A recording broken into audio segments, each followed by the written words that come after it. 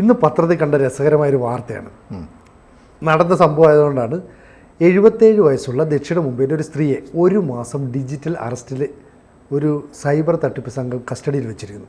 പെട്ടെന്ന് നമുക്ക് വിശ്വസിക്കാൻ പറ്റില്ല. 1 മാസമൊക്കെ പെയ്യോ. 3.8 കോടി രൂപ. അല്ല, ഡിജിറ്റൽ അറസ്റ്റ് എന്ന് പറഞ്ഞാൽ എന്താണെന്നുണ്ടെന്ന് പറയണം. തീർച്ചയായിട്ടും. ഇപ്പം നമ്മളിപ്പോൾ പത്രത്തിലൊക്കെ സാധാരണ കാണുന്നതുകൊണ്ടാണ്. ഇപ്പോൾ ഒരാൾ വിളിച്ചിട്ട് പറയുകയാണ് നിങ്ങളൊരു തട്ടിപ്പിൽ പ്രതിയാണെന്ന് പറഞ്ഞ് വാട്സാപ്പിൽ കോൾ വിളിക്കുന്നു. ഹിന്ദിയിലായിരിക്കും സംസാരിക്കുക, മറ്റേ വീഡിയോ കോൾ ആയിരിക്കും. ഒരു പോലീസ് ഉദ്യോഗസ്ഥൻ്റെ വേഷമൊക്കെ അണിഞ്ഞിട്ട് പറയുന്നു. ഹിന്ദിയിൽ എന്തൊക്കെയോ പറയും. ചില കാര്യങ്ങൾ നമുക്ക് മനസ്സിലാവും, കുറച്ച് ഇംഗ്ലീഷൂടെ കലർത്തിയൊക്കെ പറയും. പറയുന്നത് ഇത്രയേ ഉള്ളൂ, നിങ്ങളൊരു തട്ടിപ്പ് നടത്തിയിട്ടുണ്ടെങ്കിൽ നിങ്ങളുടെ മകൻ തട്ടിപ്പ് നടത്തി, മകൾ തട്ടിപ്പ് നടത്തി, അതുകൊണ്ട് നിങ്ങൾ ഇത്ര രൂപ പിഴ ഈടാക്കണം, അല്ലെങ്കിൽ നിങ്ങളുടെ മകനെ പിടിച്ച് മയക്കുമരുന്ന് കേസിൽ അറസ്റ്റ് ചെയ്യുന്നൊക്കെ പറയുമ്പോൾ നമ്മൾ പേടിക്കും.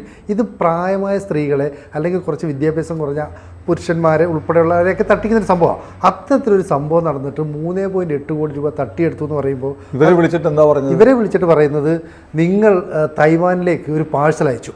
ആ പാഴ്സലിനകത്ത് 5 പാസ്പോർട്ട് ഉണ്ടായിരുന്നു, 3 കിലോയോ 4 കിലോയോ തുണി ഉണ്ടായിരുന്നു, MDMA എന്ന് പറയുന്ന മയക്കുമരുന്നുണ്ടായിരുന്നു. അപ്പോൾ ഇതെല്ലാം കൂടെ അയച്ചതുകൊണ്ട്, അതുപോലെ ഒരു ബാങ്കിൻ്റെ എന്തോ കാർഡും ഉണ്ടായിരുന്നു. അപ്പോൾ നിങ്ങൾ ഈ കള്ളപ്പണം വെളുപ്പിക്കൽ നിയമത്തിൻ്റെ പരിധിയിൽ വരുന്നതാണ്. അപ്പം പറഞ്ഞു, ഇല്ല ഞാൻ ചെയ്തിട്ടില്ല, ഞാനൊരു പാഴ്സൽ അയച്ചിട്ടില്ല എന്നിവർ പറയുന്നുണ്ട്. പക്ഷേ പറയുന്നത് അങ്ങനെയല്ല, നിങ്ങളുടെ ആധാർ കാർഡിൻ്റെ നമ്പർ ഇതല്ലേ എന്ന് ചോദിച്ചിട്ട് അവരുടെ ആധാർ കാർഡിൻ്റെ നമ്പർ കൃത്യമായിട്ട് പറയുകയാണ്. അപ്പോൾ അവർ പറയുമ്പോൾ ശരിയാണ്. അപ്പോൾ അങ്ങനെ ഉണ്ടെങ്കിൽ നിങ്ങളിത് അയച്ചിട്ടുണ്ട്, ഇതിനെതിരെ ഞങ്ങൾ നിയമ നടപടി സ്വീകരിക്കും. എന്നിട്ട് പറയും നിങ്ങൾ ഈ വീഡിയോ കോൾ ഓൺ ചെയ്യുക. എന്നിട്ട് ഇത് സംസാരിച്ചുകൊണ്ടിരിക്കുകയാണ്. അപ്പോൾ ഇവരെ പേടിപ്പിച്ചിട്ട് പറയുകയാണ്, ഇത് ഒരു കാരണവശാലും പുറത്ത് പറയരുത്, നിങ്ങൾ ഇതിൻ്റെ സത്യമൊക്കെ പറഞ്ഞാൽ നിങ്ങളെ ഒരുപക്ഷെ ഞാൻ ഫ്രീ ആക്കാം, അല്ലെങ്കിൽ നിങ്ങൾക്കെതിരെ കേസ് എടുക്കില്ല എന്നൊക്കെ പറയും. സ്വാഭാവികമായിട്ടും പേടിക്കില്ലേ മനുഷ്യന്? അപ്പോൾ അത്തരം ഒരു സംഭവം ഇവിടെ നടന്നു എന്ന് പറഞ്ഞാൽ എത്ര കോടി പോയി? എത്ര കാശ് പോയി? 3,87,00,000. അമ്മൂമ്മ ചില്ലറക്കാരിയല്ല, ഭയങ്കര കാശ്. കാരണം 2 മക്കളും വിദേശത്ത് എവിടെയാണ്, അച്ഛനും അമ്മയും പ്രായമായ അച്ഛനും അമ്മയും മാത്രം താമസിക്കുന്നു. അപ്പോൾ ഇങ്ങനെ കുറേ പരീക്ഷകൾ നടത്തുമ്പോൾ 1-2 പേര് വീണു പോകുന്നതാണ്. അല്ല, ഇത് എനിക്കിത് കേട്ടിട്ട് അതിശയമൊന്നുമില്ല. കാരണം 1 മാസം മുമ്പാണ് നമ്മുടെ പ്രധാനമന്ത്രി ഈ സംഭവത്തെക്കുറിച്ച് അദ്ദേഹത്തിൻ്റെ മൻ കി ബാത്തിൽ പറഞ്ഞു. നമ്മുടെ നാട്ടിൽ വീഡിയോ കോൾ വഴി, ടെലഫോൺ വഴി അറസ്റ്റ് എന്ന് പറഞ്ഞൊരു സാധനമില്ല. നമ്മുടെ ഈ പോലീസ് നിയമമൊക്കെ ഉണ്ടല്ലോ, നമ്മൾ കുട്ടിക്കാലത്ത് കള്ളനും പോലീസ് കളിക്കത്തില്ലേ? അതെ. കള്ളനും പോലീസ് കളിക്കുമ്പോൾ നമ്മൾ ഒരാളെ കള്ളനെ ഓടിച്ചിട്ട് പിടിച്ചിട്ട് തൊട്ടറസ്റ്റ് അല്ലേ? കളി എങ്ങനെയാണ്? തൊട്ടാണ് അറസ്റ്റ് ചെയ്യേണ്ടത്. നിയമപ്രകാരം അങ്ങനെയാണ്. ഒരാളെ അറസ്റ്റ് ചെയ്യണമെങ്കിൽ അയാളുടെ ദേഹത്ത് സ്പർശിച്ചിട്ട് അറസ്റ്റ് എന്ന് പറഞ്ഞാലേ അറസ്റ്റ് ആവത്തുള്ളൂ. അങ്ങനെയാണ് നിയമം. അപ്പോൾ പിന്നെ എങ്ങനെയാണ് വീഡിയോ കോൾ വഴി, ടെലഫോൺ വഴി അറസ്റ്റ് ചെയ്യാൻ പറ്റുക? ഒരിക്കലും ചെയ്യാൻ പറ്റില്ല. ഇത് നമ്മുടെ പ്രധാനമന്ത്രി മൻ കി ബാത്തിൽ പറഞ്ഞു. 1 മാസം മുമ്പാണ്. ഒരു മാസം കഴിഞ്ഞ മൻ കി ബാത്തിലോ അതിന് തൊട്ട് മുമ്പത്തെ മൻ കി ബാത്തിലോ മാസത്തിലൊന്നാണല്ലോ. അപ്പം പ്രധാനമന്ത്രിക്ക് അത് പറയേണ്ടി വന്ന് രാജ്യത്ത് ഇതുപോലുള്ള പരാതികൾ ഒരുപാട് കൂടുന്നു പറഞ്ഞാൽ സൈബർ കേസുകൾ ഇപ്പോൾ രാജ്യത്ത് എത്രയുണ്ടെന്നറിയാമോ? കഴിഞ്ഞ 1 വർഷത്തന്നെ 15,56,000 സൈബർ കേസുകളുണ്ട്. അതിൽ ഈ സൈബർ ക്രൈമുകളുമായി ബന്ധപ്പെട്ട് 1,774 കോടി രൂപയുടെ തട്ടിപ്പാണ്. അതിൽ ഈ പറഞ്ഞ ഡിജിറ്റൽ അറസ്റ്റ് വഴി മാത്രം 120 കോടി രൂപ തട്ടിയെടുത്തു. അപ്പോൾ ഇത് മിനിമം നമുക്ക് ഒരു നിയമപരമായ ഒരു ബാധ്യത, സാമാന്യജ്ഞാനം വേണം. അതായത് അതുകൊണ്ടാണ് പ്രധാനമന്ത്രി പറഞ്ഞത് ഫോൺ വഴി, വാട്സാപ്പ് വഴി അറസ്റ്റ് എന്നുള്ള ഒരു പ്രക്രിയ രാജ്യത്തില്ല, അതിന് നിയമത്തിൽ വ്യവസ്ഥയില്ല എന്ന് പ്രധാനമന്ത്രി പറഞ്ഞു. എന്നിട്ടും 2 മാസമോ 1.5 മാസമോ കഴിയുന്നു. എന്നിട്ടും ഇത് ആവർത്തിക്കുകയാണ്. ഇത് ആവർത്തിക്കുമ്പോൾ എനിക്ക് ഇപ്പോൾ സിനു പറഞ്ഞൊരു കാര്യമുണ്ട്. അതായത് വിദ്യാഭ്യാസമില്ലാത്ത ആളുകൾ, സാധാരണക്കാർ, 2 മാസത്തിനുള്ളിൽ ടൈംസ് ഓഫ് ഇന്ത്യയിൽ വന്നൊരു വാർത്തയുണ്ടായിരുന്നു. ഒരു അഭിഭാഷകയ്ക്ക് ഇതുവരെ കോൾ വരുന്നു, നിങ്ങൾ ഡിജിറ്റൽ അറസ്റ്റിലാണ്, നിങ്ങളെക്കുറിച്ചുള്ള ഡോക്യുമെൻറ്റ്സ് ഇവിടെ കിട്ടിയിട്ടുണ്ട്, നിങ്ങൾ വീഡിയോ കോൾ ഓൺ ചെയ്യൂ, അപ്പോൾ നിങ്ങൾ തന്നെയാണെന്ന് പരിശോധിക്കണം, അതുകൊണ്ട് നിങ്ങൾ സ്ട്രിപ്പ് ചെയ്യാൻ പറഞ്ഞു, നഗ്നയാവാൻ പറഞ്ഞു. അവർ നഗ്നയായിട്ട് നിങ്ങളുടെ അവിടെ മറുകുണ്ടോ ഇവിടെ മറുകുണ്ടോ എന്നൊക്കെ കാണിക്കൂ എന്നൊക്കെ പറയുന്നു. വീഡിയോ കോളിലാണേ. അതെല്ലാം കഴിഞ്ഞിട്ട് പിന്നീട് ഇത് സ്ക്രീൻ റെക്കോർഡ് ചെയ്യുന്നുണ്ടായിരുന്നു. ഇതിൻ്റെ ഫോട്ടോസ് വെച്ചിട്ട് അവരെ ബ്ലാക്ക് മെയിൽ ചെയ്യുന്നു. ആരാണെന്നറിയോ? ആരാണെന്ന്? അഭിഭാഷക. നിയമം അറിയാവുന്ന ആൾ. അപ്പോൾ നിയമം അറിയാവുന്ന ആളുകൾ വരെ ഇതിൽ കുടുങ്ങുന്നു. അപ്പം എനിക്ക് തോന്നുന്നത് പെട്ടെന്ന് ഇപ്പോൾ സിനുവിനെ വിളിച്ചിട്ട് നിങ്ങളുടെ ഒരു പേരിലൊരു കേസുണ്ട്, നിങ്ങൾ അറസ്റ്റിലാണ്, നിങ്ങൾ മയക്കുമരുന്ന് അയച്ചില്ലേ എന്ന് ചോദിച്ചു കഴിഞ്ഞാൽ, അല്ലെങ്കിൽ നിങ്ങളൊരു തട്ടിപ്പ് നടത്തിയിട്ടുണ്ടെന്ന് പറഞ്ഞാൽ എന്തുകൊണ്ടാണ് സിനു ഭയപ്പെടുന്നത്? 2 കാര്യങ്ങൾ കൊണ്ടായിരിക്കാം. ഒന്ന്, നിങ്ങൾക്ക് നിയമം അറിഞ്ഞുകൂടാത്തതുകൊണ്ട്, അത്രമാത്രം നിരക്ഷരകുക്ഷി അല്ലാത്തതുകൊണ്ട് സിനു ഭയപ്പെടത്തില്ല. ഇനി ഭയപ്പെടുന്നുണ്ടെങ്കിൽ മറ്റൊരു കാര്യം എന്നറിയോ? നമ്മൾ ഇത്ര എന്തെങ്കിലും ഇടപാടിൽ നമുക്ക് എവിടെയെങ്കിലും ഒരു ചെറിയ പങ്കുണ്ടാവണം. അതുകൊണ്ടാണ്. അപ്പം ഒന്നെങ്കിൽ തീരെ അറിഞ്ഞുകൂടാഴികൊണ്ട്, അല്ലെങ്കിൽ ഇത്തരം സസ്പീഷ്യസ് ആയിട്ടുള്ള അല്ലെങ്കിൽ ഇല്ലീഗലായിട്ടുള്ള ആക്ടിവിറ്റീസിൽ കള്ളപ്പണ ഇടപാട്, അത്യാവശ്യം കാശുള്ളവനൊക്കെ ഇത്തിരി കള്ളപ്പണത്തിൻ്റെ ഏർപ്പാട് കാണും, ഉണ്ടാവുമെന്ന് ഞാൻ ജനറലൈസ് ചെയ്ത് അത്യാവശ്യം കാശുള്ളവരെയൊക്കെ ആക്ഷേപിക്കല്ല. അങ്ങനെയുള്ളവരും അക്കൂട്ടത്തിലുണ്ട്. അവർ പെട്ടെന്ന് ഞെട്ടിപ്പോവും. പക്ഷേ എന്നാൽ പോലും ഇത് ഇപ്പോൾ എനിക്ക് അതിശയം, ഈ 3 കോടിയിൽ പരം രൂപ 77 വയസ്സുള്ള ഈ അമ്മൂമ്മ അയച്ചു കൊടുത്തു എന്ന് പറയുമ്പോൾ അവരുടെ മക്കൾ വിദേശത്താണ്. ഒരു കോൾ അവരോട് ചോദിച്ചുകൂടെ? എനിക്കത് ഇതൊക്കെ വളരെ എല്ലാം കേൾക്കുമ്പോൾ നമുക്ക് അവിശ്വസനീയമായ വിധത്തിലുള്ള കഥകളാണ് പോകുന്നത്. അപ്പോൾ നമ്മുടെ നാട്ടിലും ഇത് നടക്കുന്നത്. എനിക്ക് വന്നിട്ടുണ്ടൊരു കോള്. എന്നെ ഒരിക്കൽ ഒരു ആൾ വിളിച്ചു, ടെലിഫോണിൽ വിളിച്ചു, ഹിന്ദിയിലാണ്. നിങ്ങളുടെ പാഴ്സൽ ഇവിടെയുണ്ട് എന്നൊക്കെ പറഞ്ഞു. അപ്പോൾ ഞാൻ നോക്കുമ്പോൾ അതിൻ്റെ ബാക്ക്ഗ്രൗണ്ടിൽ കുട്ടിയുടെ കരച്ചിൽ കേൾക്കുന്നത്. ഇയാൾ പോലീസ് ഓഫീസറാണെന്ന് പറഞ്ഞ് വിളിക്കുന്നത്. കൊച്ചു കരയുന്നുണ്ട്. അപ്പം നമുക്കിതറിയാവുന്നതുകൊണ്ട് ഞാൻ ഇവരെ നല്ല കണ്ണ് പൊട്ടുന്ന ചീത്ത വിളിച്ച് ഇംഗ്ലീഷിൽ. അത് കഴിഞ്ഞിട്ട് ഞാൻ 4 ഡയലോഗ് വെച്ചപ്പോൾ ഇവൻ കട്ട് ചെയ്തിട്ട് പോയി. ഇത് മിക്കവാറും ആളുകൾക്ക് സംഭവിക്കുന്നുണ്ട്. നമ്മൾ പലതരത്തിലുള്ള സൈബർ തട്ടിപ്പാണ്. ഇപ്പോൾ സിനുവിൻ്റെ പേരിലൊരു പ്രൊഫൈൽ ഉണ്ടാക്കുന്നത് വേറെ ഫേസ്ബുക്കിൽ, എന്നിട്ട് മെസ്സഞ്ചറിൽ പോയിട്ട് ഞാൻ സിനുവാണ്, ഞാൻ ഇതിൻ്റെ അടുത്ത് പെട്ടിരിക്കുന്നു, നിങ്ങളുടെ ഫ്രണ്ട്സ് ലിസ്റ്റ് എടുക്കും, എനിക്ക് അത്യാവശ്യം പൈസ വേണം പറയുന്നു, ചിലർ അയച്ചു കൊടുക്കും.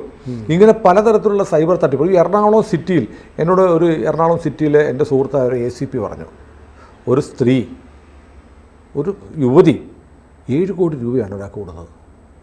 പരാതിയാക്കിയിട്ടില്ല. അത് അൺഒഫീഷ്യലായിട്ട് ACPയെ വന്ന് കണ്ട് കാര്യങ്ങൾ പറഞ്ഞ് നീക്കൊണ്ടിരിക്കുകയാണ്. പരാതിയാക്കാത്ത എന്താ? പരാതിയാക്കി കഴിഞ്ഞാൽ നാട്ടുകാരറിയും, നാണക്കേടാണ്. ഭർത്താവ് പറയും ഭർത്താവ് പുറത്താണ്, പൈസ നഷ്ടമായി. ഇപ്പോൾ ഓൺഗോയിങ് ഇഷ്യൂ ആണ്. അപ്പോൾ ഇങ്ങനെ എത്ര സംഭവങ്ങളുണ്ടായിരിക്കും. ഞാൻ ഈ പറയുന്ന വിദ്യാഭ്യാസത്തിൻ്റെ കുറവുകൊണ്ടല്ല സംഭവിക്കില്ല. അല്ല, അതാണ് ഞാൻ പറയുന്നത്. ചില ബന്ധങ്ങളിൽ പെടുന്നു, ചിലരെ വിശ്വസിക്കുന്നു, അല്ലെങ്കിൽ നമുക്ക് ചില അവിഹിതമായ ഏർപ്പാടുകളുണ്ട്, അത് നമ്മൾ ഭയക്കുന്നു, ഇങ്ങനെയൊക്കെ സംഭവിക്കാം. പിന്നെ ഈ പറഞ്ഞ പോലെ നിരക്ഷരായ ആളുകളെ, പക്ഷേ അവരെയൊക്കെ വിളിച്ച് വളരെ അക്ഷരം അറിഞ്ഞുകൂടാത്ത വളരെ സാധുക്കളായ ആളുകളെ വിളിച്ച് ഈ പറഞ്ഞ പോലെ കൊടുത്ത് എവിടുന്ന് കൊടുക്കാനാണ്? അപ്പോൾ ഈ നമ്പറുകൾ എങ്ങനെ കിട്ടും എന്നുള്ള വളരെ പ്രധാനമാണ്. ഇപ്പം നേരത്തെ പറഞ്ഞില്ലേ, ഈ അമ്മൂമ്മ 77 വയസ്സുള്ള വൃദ്ധ, സീനിയർ സിറ്റിസൺ, അങ്ങനെ പറയാം, വൃദ്ധ എന്നൊന്നും പറയണ്ട, 77 വയസ്സുള്ള ഈ സീനിയർ സിറ്റിസൻ്റെ ആധാർ നമ്പർ പറഞ്ഞപ്പോൾ അവർ വിശ്വസിച്ചു. എങ്ങനെയാണ് ആധാർ നമ്പർ കിട്ടുന്നത്? എങ്ങനെയാണ് മൊബൈൽ നമ്പർ കിട്ടുന്നത്? ഇതിനകത്തൊക്കെ ഒരു വലിയ കെണിയുണ്ട്. കാരണം ഇന്നിപ്പോൾ നമുക്ക് ഒരുപാട് കോളുകൾ എനിക്കിപ്പോഴും വരുന്നുണ്ട്. എൻ്റെ മോള് 10th കഴിഞ്ഞിട്ട് വർഷങ്ങളായി. ഇപ്പോഴും മോള് 10ാം ക്ലാസ് കഴിഞ്ഞ് എന്താ പരിപാടി എന്ന് ചോദിച്ചാൽ അടുത്ത് എവിടെയാണ് പഠിക്കാൻ പോകുന്നത് കോൾ വന്നുകൊണ്ടിരിക്കുക. അപ്പോൾ മാർച്ച് ഏപ്രിലൊക്കെ ആകുമ്പോൾ ഇഷ്ടംപോലെ, ഏപ്രിൽ മെയ് കഴിയുമ്പോൾ ഇഷ്ടംപോലെ എവിടെ അഡ്മിഷൻ വേണ്ട, ഞങ്ങൾ അഡ്മിഷൻ ശരിയാക്കി തരാമെന്ന് പറഞ്ഞു വരുന്നത്. എവിടെ നിന്നാണ് ഈ നമ്പർ കിട്ടുന്നത്? എൻ്റെ മോളുടെ പേര് കിട്ടുന്നത് എവിടെ നിന്നാണ്? എൻ്റെ ടെലിഫോൺ നമ്പർ കിട്ടുന്നത് എവിടെ നിന്നാണ്? നമ്മുടെ പ്രേക്ഷകരായിരിക്കും. നിങ്ങൾക്ക് ഈ അനോണിമസ് കോളുകൾ, അനോണിമസ് അല്ല, നിങ്ങൾ നമ്പർ കൊടുത്തിട്ടില്ലാത്ത സ്ഥാപനങ്ങളിൽ നിന്ന് നിങ്ങൾ കോൾ വരുന്നത്, ഇത് കുട്ടികളുടെ അഡ്മിഷൻ, അത് ഇതെന്ന് എവിടുന്ന് കിട്ടുന്നു നിങ്ങളുടെ നമ്പറുകൾ? ഇത് വളരെ പ്രധാനപ്പെട്ട കാര്യമാണ്. നമ്മൾ എന്ത് ചെയ്യുന്നറിയാമോ? ഇപ്പം നമ്മളൊരു ഷോപ്പിങ്ങിന് പോകുമ്പോഴത്തേക്ക് അവിടെ നിന്നൊരു കൂപ്പൺ കിട്ടുന്നു, നമ്മളത് ഫില്ല് ചെയ്തിടുമ്പോഴത്തേക്ക് എന്ത് ചെയ്യുന്നറിയാമോ? ഇതിനകത്ത് മോളുടെ നമ്പർ ഇരിക്കട്ടെ, അവൾക്ക് ഭാഗ്യം ഉണ്ടെങ്കിൽ അതായത് മോളുടെ പേര് സരസ്വതി എന്ന് എഴുതിയിട്ട് കൊടുക്കുന്നു, മോളുടെ ഫോൺ നമ്പർ ഇടുന്നു. ഇത് നറുക്കെടുക്കുമായിരിക്കും, പക്ഷേ ഇത് മുഴുവൻ ഡാറ്റയാണ് അല്ലേ? അതെ, ഒരാളുടെ പേര്, അഡ്രസ്സ്, ഇമെയിൽ ID എല്ലാം കിട്ടുകയാണ്. ഇത് വലിയ വിൽപ്പന മൂല്യമുള്ള സാധനം. ഇത് വിൽക്കുകയാണ്. ഈ സാധനം മുഴുവൻ കളക്ട് ചെയ്തിട്ട് ഇത്രയും ആളുകളുടെ ടെലിഫോൺ നമ്പറുകൾ കിട്ടുന്നതിന് പണം കിട്ടും. നമ്മൾ എവിടെല്ലാം ഉപയോഗിക്കുന്നു? നമ്മൾ എത്രയോ ആപ്പുകളിൽ നമ്മുടെ ഡീറ്റെയിൽസ് കൊടുക്കുന്നത്, email ID, address, phone number, ഡാറ്റയാണ്. വേണ്ട, വെറുതെ നമ്മളൊരു സൂപ്പർ മാർക്കറ്റിൽ ചെന്ന് സാധനം മേടിച്ച് കഴിയുമ്പോൾ അവർ ചോദിക്കും നമ്പർ ചോദിക്കുന്നു. അപ്പോൾ നമ്മൾ വിചാരിക്കുമോ നമ്മുടെ നമ്പർ ഇട്ടിട്ട് നമുക്ക് ഡിസ്കൗണ്ട് തരും, നമുക്ക് കൂപ്പൺ തരും. 100 രൂപയ്ക്ക് ഒരു കൂപ്പൺ, അല്ല 1000 രൂപയ്ക്ക് ഒരു കൂപ്പൺ എന്ന് പറഞ്ഞാൽ 1000 രൂപയ്ക്ക് 1 രൂപ നമുക്ക് ചിലപ്പോൾ കിട്ടും, അല്ലെങ്കിൽ 10 രൂപയുടെ ബിസ്ക്കറ്റ് കിട്ടും. പക്ഷേ നമ്മൾ എന്ത് ചെയ്യും? നമ്മുടെ അഡ്രസ്സ് കൊടുക്കുന്നു, നമ്മുടെ ടെലിഫോൺ നമ്പർ കൊടുക്കുന്നു, നമ്മുടെ മെയിൽ ID കൊടുക്കുന്നു. ഇന്ന് ലോകത്തിലെ ഏറ്റവും വലിയ ബിസിനസ് എന്താണ്? ഡാറ്റയാണ്. നമ്മൾ എത്രയോ ആപ്പുകൾ ഡൗൺലോഡ് ചെയ്യുന്നു അല്ലേ? ഫോട്ടോ എഡിറ്റ് ചെയ്യാനുള്ള ആപ്പുകൾ, ഇങ്ങനെയുള്ള ആപ്പുകൾ എടുക്കും. ഇതൊക്കെ നമ്മൾ കംപ്ലീറ്റ് ഡീറ്റെയിൽസ് കൊടുക്കുക. അതുകൂടാതെ പെർമിഷൻസ് കൊടുക്കുക. അവർ പെർമിഷൻ, നമ്മുടെ ഫോണിലെ ഡാറ്റ, ഗാലറി ഇതൊക്കെ ആക്സസ് ചെയ്യാനുള്ള പെർമിഷൻ ചോദിക്കുക. ചിലപ്പോൾ പെർമിഷൻ ഒന്നും വേണ്ട, ഓട്ടോമാറ്റിക്കലി പെർമിഷൻ എനേബിൾ ആവും. നമ്മുടെ ഫോണിലുള്ള സകല സാധനവും കൊണ്ടുപോവാണ്. അപ്പോൾ ഇങ്ങനെ നമ്മളുടെ കുഴപ്പം കൊണ്ടാണ് ഈ സാധനമൊക്കെ കിട്ടുന്നത്. നമ്മൾ മൊബൈൽ നമ്പർ എടുക്കാൻ നമ്മൾ പോകുന്നു, ID കാർഡ് കൊടുക്കുന്നു അല്ലേ? അതെ. അവിടെ നിന്ന് ഈ നമ്മുടെ ഇതിൻ്റെ കോപ്പി വെച്ചിട്ട് എത്ര മൊബൈൽ നമ്പറുകൾ എടുക്കുന്നുണ്ടെന്ന് നമുക്ക് ഉറപ്പിക്കാൻ പറ്റുമോ? പറ്റില്ല. ഇപ്പം പിന്നെ ഇപ്പം ചില ജിയോ പോലെയുള്ളതിനൊന്നും നമ്മൾ ആധാറിൻ്റെ കോപ്പിയൊന്നും കൊടുക്കണ്ട, നമ്മുടെ തമ്പ് വെച്ചാൽ മതി. ഓട്ടോമാറ്റിക്കലി തമ്പ് വെച്ചിട്ട് ബയോമെട്രിക്കായിട്ട് ആക്സസ് കിട്ടും. പണ്ടൊക്കെ നമ്മൾ കൊടുത്തിരിക്കുന്ന, അപ്പം ഞാൻ ആധാറിൻ്റെ കോപ്പി കൊടുത്ത് മൊബൈൽ കണക്ഷൻ എടുത്തിട്ടുണ്ട്. പക്ഷേ അത് വെച്ചിട്ട് നമുക്ക് തന്നൊരു കടക്കാരൻ വേറെ എത്ര കണക്ഷൻ ഉണ്ടാവും അറിയാൻ പറ്റില്ല. അറിയാൻ പറ്റും, അറിയാനുള്ള സംവിധാനമൊക്കെ ഇപ്പോൾ ഉണ്ട്. പക്ഷേ ഇങ്ങനെ നമ്മുടെ ഐഡൻറ്റിറ്റി ഒരുപാട് സ്ഥലത്ത് ലീക്ക് ആവുന്നുണ്ട്. ഒന്നത്. രണ്ടാമത് നമ്മൾ ഈ പോകുന്നിടത്തെല്ലാം, പിന്നെ മാത്രമല്ല ഈ പെൺകുട്ടികളുടെയും സ്ത്രീകളുടെയൊക്കെ നമ്പർ ഈ ഷോപ്പുകളിലൊക്കെ കൊടുക്കുമ്പോൾ അതിലൂടെ പിന്നെ വരുന്ന മറ്റ് ശല്യപ്പെടുത്തലുകളൊക്കെ ഉണ്ടാവും. ഇതൊക്കെ ജാഗ്രതയോടെ വായിക്കണം. നിങ്ങളൊരു സമ്മാന പദ്ധതി കിട്ടുന്നുണ്ടെങ്കിൽ നിങ്ങൾ മോൾക്ക് ഭാഗ്യമുള്ള ആളാണെന്ന് വെച്ച് മോളുടെ നമ്പറും പേര് കൊടുക്കാതിരിക്കുക. നിങ്ങൾ പറ്റുമെങ്കിൽ നിങ്ങളുടെ നമ്പർ കൊടുക്കുക. നിങ്ങളുമായിട്ടല്ലേ, നിങ്ങളല്ലേ വിളിക്കുള്ളൂ.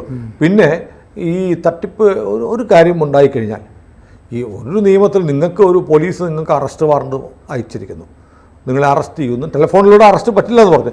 എന്നാൽ പോലും അങ്ങനെ വിളി വന്നാൽ ആരോടും പറയരുത്, രഹസ്യമായിട്ട് നിന്നെ അറസ്റ്റ് ചെയ്യുമെന്ന് പറഞ്ഞാൽ എന്ത് നിയമമുള്ളത്? ഇപ്പം തന്നെ ഒരാളെ അറസ്റ്റ് ചെയ്യുമ്പോഴത്തേക്ക് സുപ്രീം കോടതിയുടെ കൃത്യമായ ഗൈഡ് ലൈൻസ് ഉണ്ട്. DK ബസു കേസിലൊക്കെ വന്നിരിക്കുന്ന മാർഗ്ഗനിർദ്ദേശങ്ങളുണ്ട്. സാക്ഷി വേണം, അറസ്റ്റ് ചെയ്ത് എന്തിന് അറസ്റ്റ് ചെയ്യുമെന്ന് ബോധിപ്പിക്കണം, സ്ഥലത്ത് 2 സാക്ഷികളുണ്ടാവണം. ഇനി സാക്ഷികളില്ലാതെ അറസ്റ്റ് ചെയ്താൽ തനിക്ക് വേണ്ടപ്പെട്ട 2 പേരെ അറിയിക്കാനുള്ള അവസരം കൊടുക്കണം. ടെലിഫോണിൽ വിളിച്ച് പറയാനുള്ള അവകാശം ഉണ്ട് നമുക്ക്. പോലീസ് വഴിയിൽ നിന്ന് പിടിച്ചുകൊണ്ട് പോയി, ആരും കണ്ടിട്ടില്ല. പക്ഷേ നമ്മൾ അറസ്റ്റിലാണ് എന്നുള്ളത് നമുക്ക് വേണ്ടപ്പെട്ടവരെ അറിയിക്കാനുള്ള അവകാശം ഒരുക്കി തരേണ്ട പോലീസുകാരാണ്. അത് നിയമപരമാണ്, സുപ്രീം കോടതി വിധിയാണ്. ഇങ്ങനെയുള്ള ഒരുപാട് കാര്യങ്ങളുണ്ട്. ഇതൊന്നും അറിയാതെ ഡിജിറ്റൽ അറസ്റ്റിനെ കുറിച്ച് എത്രയോ വാർത്തകൾ വരുന്നു. എന്നിട്ട് പിന്നെയും ആളുകൾ ചെന്നതിൽ വീഴുന്നത് അത്ര സ്വാഭാവികമല്ല. പ്രത്യേകിച്ച് വളരെ എഡ്യൂക്കേറ്റഡ് ആയിട്ടുള്ള വെൽ ഓഫ് ആയിട്ടുള്ള ആളുകളാണ്, സാധാരണക്കാരല്ലല്ലോ ഇതിനകത്ത് വീഴുന്നത്. അപ്പോൾ അതിനകത്ത് എന്തോ ഒരു കുഴപ്പമുണ്ട്. അത് സത്യത്തിൽ ഈ കേസ് എന്തുകൊണ്ട് ഇവരിങ്ങനെ ചെയ്യുന്നു എന്ന് ആലോചിക്കുക. അതുകൊണ്ടാണ് ചില ആളുകൾ കാശ് പോയാൽ എനിക്ക് പരാതിയില്ല എന്ന് പറയുന്നത്. ഒന്ന് പോലീസ് ഒന്ന് ബന്ധപ്പെടാമോ, എനിക്ക് ഒഫീഷ്യലി റെക്കോർഡ് ചെയ്യാതെ. പക്ഷേ പോലീസിന് പരിമിതിയുണ്ട്. ഇപ്പോൾ ഞാൻ പറഞ്ഞ കേസിൽ പോലും പോലീസ് പറഞ്ഞിരിക്കുന്നത് നിങ്ങൾ പരാതി തരണം എന്നാണ്. പരാതി തന്നാലേ നമുക്ക് പ്രൊസീഡ് ചെയ്യാൻ പറ്റുള്ളൂ. ഇതൊന്ന് പ്രൈവറ്റ് സ്വകാര്യ വ്യക്തിക്ക് ആദ്യം പറയുമ്പോൾ അതനുസരിച്ച് പ്രവർത്തിക്കാനുള്ള ഏജൻസി അല്ലല്ലോ പോലീസ്. പരാതി കൊടുക്കുക എന്നുള്ളതാണ്. ഇതിനകത്ത് വലിയൊരു കാര്യമുണ്ട്. ഇതെങ്ങനെയാണ് ഇത് ചെയ്യുന്നത്? ഇപ്പം കേരളത്തിലുള്ള ആളുകളെ മലയാളികളെ വിളിക്കാം. ഇപ്പം പോലീസിൻ്റെ അന്വേഷണ പരിധിയിൽ വരുന്നത് തെക്ക് കിഴക്കൻ ഏഷ്യൻ രാജ്യങ്ങളിലാണ് ഇതിലൂടെയൊക്കെ ഒരു പ്രധാനപ്പെട്ട ഹബ്ബെന്ന് പറയുന്നത്. മ്യാൻമർ, ലാവോസ്, കംബോഡിയ തുടങ്ങിയ രാജ്യങ്ങളിൽ നിന്നാണ് ഈ വ്യാജ കോളുകളുടെയും ഓൺലൈൻ തട്ടിപ്പുകളുടെയും പ്രധാനപ്പെട്ട കേന്ദ്രമെന്നാണ് പറയുന്നത്. അവിടെ ചെന്നിട്ട് എന്താണെന്നറിയോ, അവിടേക്കൊക്കെ റിക്രൂട്ട്മെൻറ്റ് നടത്തും, വ്യാജ റിക്രൂട്ട്മെൻറ്റ് നടത്തും. എന്നിട്ട് ഇന്ത്യയിലെ വിവിധ സംസ്ഥാനങ്ങളിൽ നിന്നുള്ള ആളുകളെ സെലക്ട് ചെയ്യും. അവിടെ ചെല്ലുമ്പോഴാണ് അറിയുന്നത് ഫേക്ക് കോൾ വിളിക്കാനുള്ള പണി അവരെ ഏൽപ്പിക്കുന്നത്. ആ രാജ്യത്ത് ചെന്ന് പെട്ടുപോയി. ഇപ്പം കേരളത്തിലേക്ക് വിളിക്കാൻ മലയാളിയായിട്ടുള്ള 5 പേരെ എടുക്കും, ഹിന്ദി അറിയാവുന്നൊരു 10 പേരെ എടുക്കും. ഇനി ബംഗാളാണെങ്കിൽ ബംഗാളി സംസാരിക്കാൻ പറ്റുന്ന ആളെ എടുക്കും, ഒഡീഷയിലേക്കാണെങ്കിൽ ഒറിയ അറിയാവുന്നതിനെ കിട്ടിയെടുക്കും. എന്നിട്ട് ഇങ്ങനെ ആളുകളെ കൊണ്ട് ഇത് മാത്രമല്ല, ഓൺലൈൻ തട്ടിപ്പുകൾ നിറയുണ്ടല്ലോ. നമ്മൾ മൊബൈൽ ഓൺ ചെയ്യുമ്പോൾ ഇഷ്ടിയ വരുന്ന പരിപാടി അത് പണ്ട് പോലെ ഉള്ളതാണ്. പണ്ട് ഒരാൾ ഈ കൊതുകിനെ കൊല്ലുന്ന മൂട്ടയെ കൊല്ലുന്ന യന്ത്രത്തിന് ഓർഡർ ചെയ്തപ്പോൾ ഒരു ചെറിയ തടി കഷ്ണം ഒരു ചുറ്റി അയച്ചു കൊടുത്തു എന്ന് പറയുന്നത്, ഈ മൂട്ടയെ അടിച്ചു പോലെ എന്നൊക്കെ പറയുന്നത് ഈ തട്ടിപ്പ് കൊണ്ടുപോലെ ഉണ്ട്. അപ്പോൾ ഇതിനൊക്കെ അന്ന് മൊബൈലും സ്മാർട്ട് ഫോണൊന്നും ഇല്ലാത്ത കാലത്ത് ഫോണിൽ വിളിക്കുകയാണ്. കാലം മാറിയനുസരിച്ച് തട്ടിപ്പിൻ്റെ രീതി ഫോണിൽ വിളിക്കുക. ഈ പത്രങ്ങളിലൊക്കെ ചെറിയ പരസ്യം ഉണ്ടായിരിക്കുന്നത് ഞാൻ ഓർക്കുന്നത്. ഞാനൊക്കെ ഇങ്ങനെ പൈസ ഇല്ലാത്തതുകൊണ്ട് നമുക്കൊന്നും മേടിക്കാൻ പറ്റില്ല. വീട്ടിലിരുന്ന് സിനിമ കാണാം, മിനി പ്രൊജക്ടർ 100 രൂപ അയക്കും. നമ്മുടെ ഇവിടെ 100 രൂപ കുട്ടിക്കാലത്ത്. ഇതൊക്കെ ഇപ്പോൾ ഈ മാസികകളുടെയും മനോരമ, മനോരാജ്യം തുടങ്ങി അതൊന്നും ഇല്ലാത്ത വീടുകളില്ല. അതിലൊക്കെ ചെറിയ കോളം പരസ്യങ്ങൾ വരും. തോക്ക്, തീയും പുകയും വരുന്ന തോക്ക്, കള്ളന്മാരെ ഭയപ്പെടണ്ട. ഇപ്പൊ അത്തരം പരസ്യങ്ങളൊന്നും ഇല്ല അല്ലേ? ഇപ്പൊ ആളുകൾക്കറിയാം അതൊക്കെ ഫേക്ക് ആണെന്നുള്ളത്. അപ്പം അങ്ങനെ അയക്കുമ്പോൾ പൊട്ടാസ്, ഒരു പാക്കറ്റ് പൊട്ടാസും ഒരു തോക്കും കൂടെ അയച്ചു എന്ന് പറയുന്നത് പോലെ തട്ടിപ്പുകൾ ഇങ്ങനെ നടന്നുകൊണ്ടിരിക്കുക. അപ്പോൾ ഇതിന് ഒരു ഇൻ്റർനാഷണൽ ഫേസ് ഉണ്ട്. കാരണം ഇങ്ങനെ ഇന്ത്യയിലെ വിവിധ സംസ്ഥാനങ്ങളിൽ വിവിധ പ്രാദേശിക ഭാഷകൾ സംസാരിക്കുന്ന ആളുകളെ സെലക്ട് ചെയ്ത് കൊണ്ടുപോയി നടത്തുന്ന ഒരു വലിയ റാക്കറ്റാണിത്. അപ്പോൾ ഇതിലേക്ക് ഇപ്പോൾ പരാതി വന്നിരിക്കുന്നതാണ് ഇത്രയും അല്ലേ, 1774 കോടി രൂപ സൈബർ തട്ടിപ്പിൽ പോയി എന്നാണ്. ഇത് ജനുവരി മുതൽ ഏപ്രിൽ വരെയുള്ള കണക്കാണ്. ഇതിപ്പോഴേ ഇപ്പം ഞാൻ ഈ നേരത്തെ സൂചിപ്പിച്ചതിനകത്തൊരു കാര്യം പറയുന്നുണ്ട്. ഇവർ 15 ലക്ഷം രൂപ ബാങ്കിൽ നിന്ന് എടുക്കണം, എന്നിട്ട് ഈ പൈസ ഞങ്ങളുടെ അക്കൗണ്ടിലേക്ക് ട്രാൻസ്ഫർ ചെയ്യണം. ട്രാൻസ്ഫർ ചെയ്തിട്ട് ഇത് ഒറിജിനൽ പൈസയാണ്, അല്ലെങ്കിൽ നിങ്ങൾ തട്ടിപ്പല്ല എന്ന് ബോധ്യപ്പെട്ടാൽ നിങ്ങൾക്ക് ഈ പൈസ തിരിച്ചു തരാം. അപ്പോൾ ഇവർ 15 ലക്ഷം രൂപ ഇട്ട് കൊടുത്തു. ഈ 15 ലക്ഷം രൂപ കുറച്ച് സമയത്തിന് ശേഷം 24 മണിക്കൂറിനുള്ളിൽ ഇവരുടെ അക്കൗണ്ടിലേക്ക് തിരിച്ചിട്ടു, വിശ്വാസം ആർജിച്ചു. ഇതിന് ശേഷം പറയുകയാണ് ഇനി നിങ്ങളുടെ ഫുൾ എമൗണ്ട് വേണം. അങ്ങനെയാണ് ഈ 3.8 കോടി രൂപ ഇവർ ട്രാൻസ്ഫർ ചെയ്യുന്നത്. മാത്രമല്ല ബാങ്കിൽ ചെല്ലുമ്പോൾ ഈ ബാങ്ക് മാനേജർമാർ ഇപ്പോൾ ചോദിക്കുന്നുണ്ട്, ഈ ഏജ്ഡ് ആയിട്ട് ആൾക്കാർ എന്തിനാണ് നിങ്ങൾ ഈ പൈസ എന്നൊക്കെ ചോദിക്കുമ്പോൾ ഇവരോട് പറഞ്ഞു, നിങ്ങളോട് ചോദിക്കും ഇതുപോലെ. അപ്പോൾ നിങ്ങൾ പറയണം ഒരു പ്രോപ്പർട്ടി വാങ്ങാനാണ്, വസ്തു വാങ്ങാനാണ്. അപ്പോൾ കള്ളന്മാർ തട്ടിപ്പുകാർ അതിനുള്ള തന്ത്രം വരെ പറഞ്ഞു കൊടുക്കുകയാണ്. നമ്മളൊരു ഒരു വലിയൊരു തുക നമ്മൾ എടുക്കുമ്പോൾ നമുക്ക് പരിചയമുള്ള ബാങ്കാണ്, ബാങ്കുകാർക്ക് ചോദിക്കേണ്ട കാര്യമൊന്നുമില്ല, എന്തിനാണ് എന്താ ഇപ്പോൾ അത്യാവശ്യം എന്താണെന്ന് ചോദിക്കാറുണ്ട്. കാരണം അവർക്കൊരു ഡെപ്പോസിറ്റ് ഒഴിവായി പോവാണല്ലോ. ഈ എറണാകുളം നഗരത്തിൽ അങ്ങനെ ഒരു ബാങ്ക് മാനേജർ, ഒരു സ്ത്രീ, അവർ അങ്ങനെ സംയോജിതമായി ഇടപെട്ടുകൊണ്ട് വലിയൊരു തട്ടിപ്പിൽ നിന്നൊരു ലേഡി ഇതുപോലെ രക്ഷപ്പെട്ടിരുന്നു. എന്തിനാണ് ഇത്രയും പൈസ എന്ന് ചോദിച്ചപ്പോൾ അതൊക്കെ ആവശ്യമുണ്ട്. എന്താവശ്യമാണ്? അതൊക്കെ ഉണ്ട്, ഒരു അത്യാവശ്യ കാര്യമോ, ഇന്ന ബാങ്കിലേക്ക് കൊടുക്കണം, ഇന്ന നമ്പറിലേക്ക് ട്രാൻസ്ഫർ ചെയ്യണമെന്ന് പറഞ്ഞു. അപ്പോൾ അവരവിടെ നിന്ന് ആ നമ്പർ നോക്കുമ്പോൾ അത് മുംബൈയിലെയോ ഡൽഹിയിലെയോ മറ്റൊരു അഡ്രസ്സാണ്. പെട്ടെന്ന് അവർ തന്നെ അത് പോലീസിന് ഇൻഫോം ചെയ്യുകയും പോലീസ് വന്ന് അത് കണ്ടെത്തി അത് ബ്ലോക്ക് ചെയ്യുകയും ചെയ്തു. അങ്ങനെ ചെയ്യണമെന്നില്ല. ഇല്ല.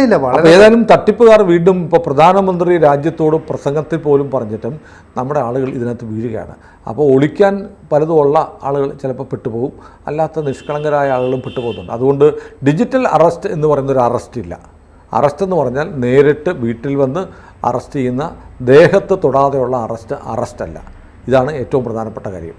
പിന്നെ പ്രേക്ഷകരടുത്തൊന്ന് പറഞ്ഞുകൂടെങ്കിലും അതെ, അത് മാത്രമല്ല ദേഹം ഇനിയിപ്പോൾ കുറേ കഴിയുമ്പോൾ പോലീസ് വന്ന് ഡ്യൂപ്ലിക്കേറ്റ് പോലീസ് വരുമായിരിക്കും, വണ്ടിയൊക്കെ ആയിട്ട് യൂണിഫോം ഒക്കെ ഇട്ട്.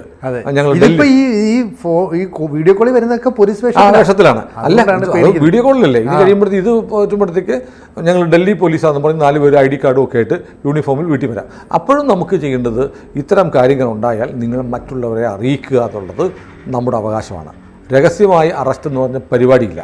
അതുകൊണ്ട് ഇനി വീഡിയോ കോൾ കഴിഞ്ഞ് ഒറിജിനൽ വീട്ടിലേക്ക് വന്നാലും അത് പോലീസാണെങ്കിൽ നിങ്ങൾക്ക് അവരുടെ ID ചോദിക്കാം. അത് അങ്ങനെ ഉണ്ടെങ്കിൽ നിങ്ങൾക്ക് ബന്ധപ്പെട്ട ആളുകളെ അറിയിക്കാനുള്ള അവകാശം കൂടിയുണ്ട്. അതുകൊണ്ട് സൈബർ തട്ടിപ്പിൽ, ഡിജിറ്റൽ അറസ്റ്റിൽ പെടാതിരിക്കുക, പണം കളയാതിരിക്കുക. കൂടുതൽ വാർത്തകളും വിശേഷങ്ങളും നിങ്ങളിലേക്ക് എത്താൻ ABC മലയാളം സബ്സ്ക്രൈബ് ചെയ്യുക, ബെൽ ബട്ടണും അമർത്തുക.